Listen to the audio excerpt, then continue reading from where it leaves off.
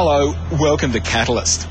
New strains of an ancient, deadly infectious disease are making their way across our waters and are on Australia's doorstep. TB, or tuberculosis, is already one of the greatest causes of death from bacterial infection, and a large portion of the world's population is infected with it. But new drug-resistant strains of TB are appearing with increasing frequency 300 kilometres from mainland Australia.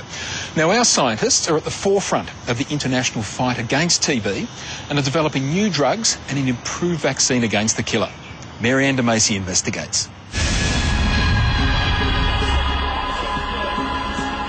Australians are dealing with two new deadly strains of a bacterial killer. A killer that knows no borders, needs no passport, and travels undetected. TB has been the greatest scourge of mankind ever. 1/3 of the human population is infected with this organism. Every second, a new person is infected throughout the world. About one person every 10 seconds will die from TB around the world.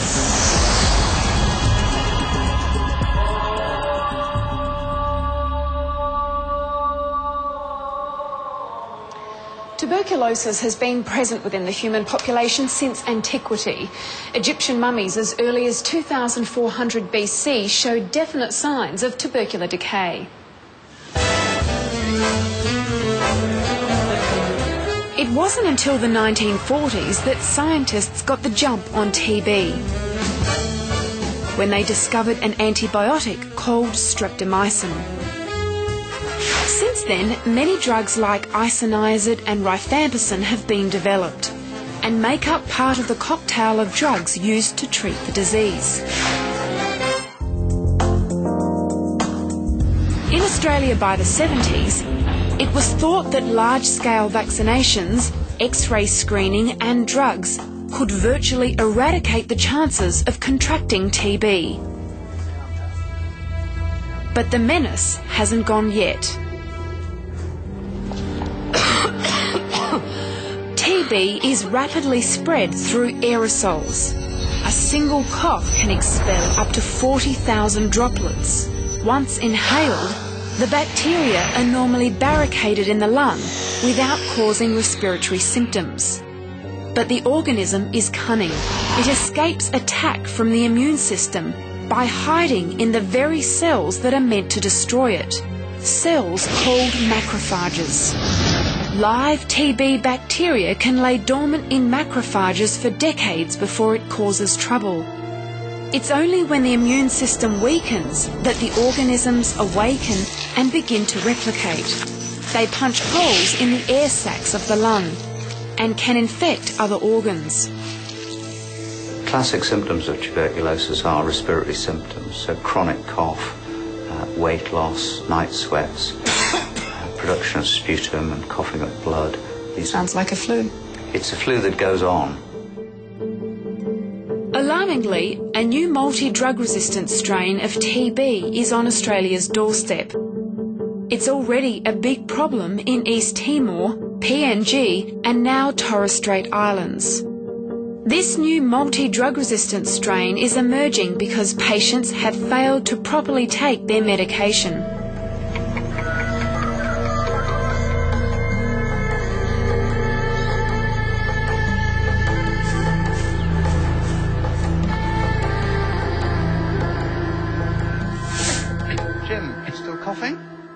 Dr. Graham Simpson is a Cairns-based respiratory specialist who spent years understanding the complex nature of TB.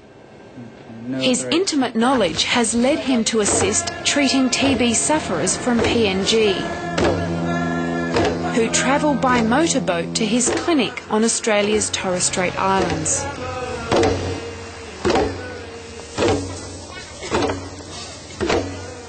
Some may ask why you're putting Australians at risk by bringing infectious people over to Australia. You can't expect the doctors up there to just let them die. But also it's the correct public health response. If we don't identify them and treat them, that's when they're going to infect Australians.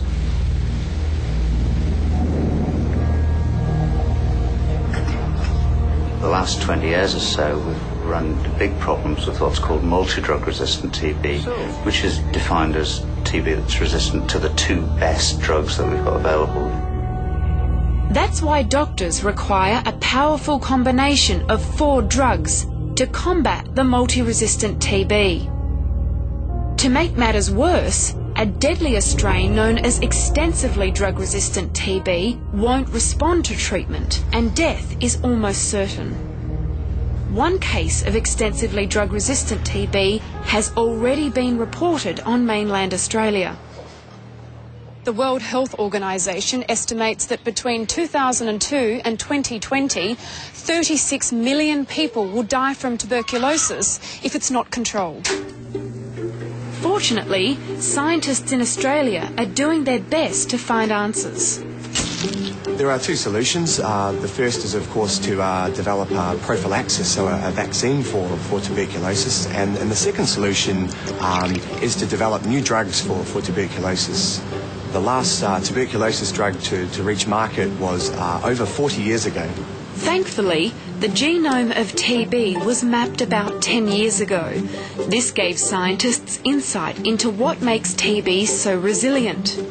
Tuberculosis needs iron to survive. It can't really produce it itself. It needs to be able to get it from its environment. It steals it from our body. So what we're trying to do is block a pathway which will prevent the Mycobacterium tuberculosis from stealing our iron. If it can no longer do this, we can actually kill the bacterium and we have a potential new drug for tuberculosis. While Richard works on a treatment, Professor Warwick Britton is working on prevention. Beyond these doors lies the bacterial killer. Have a date with the enemy.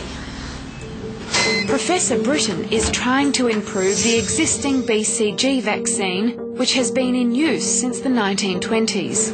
We need a vaccine that's stronger than BCG and that lasts longer. So this is where we test the effects of the vaccines. We grind up the tissues and then we do quantitative counts. So you actually take tissue from the lung? From the lung of the organisms, bring it here, and we do 2 things. We count the number of bacteria, and here you can see individual bacterial colonies, and then we measure the immune response because we want vaccines that stimulate a stronger immune response and then give reduced bacteria. So does that mean the less bacteria, the more effective the vaccine? Exactly. Professor Britton believes it's more effective because the new vaccine causes the body to secrete a hormone of the immune system. This increases the activation of the immune system dramatically, and the immune system is then able to kill the organisms in the lung and prevent dissemination.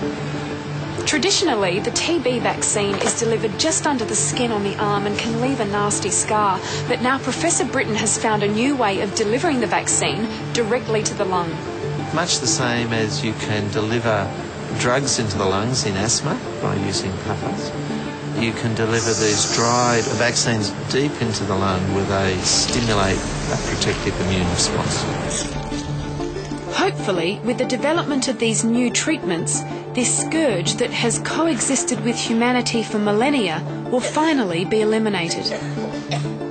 Till then, doctors like Graham Simpson will continue to battle on the front line, and it's a battle that must be won.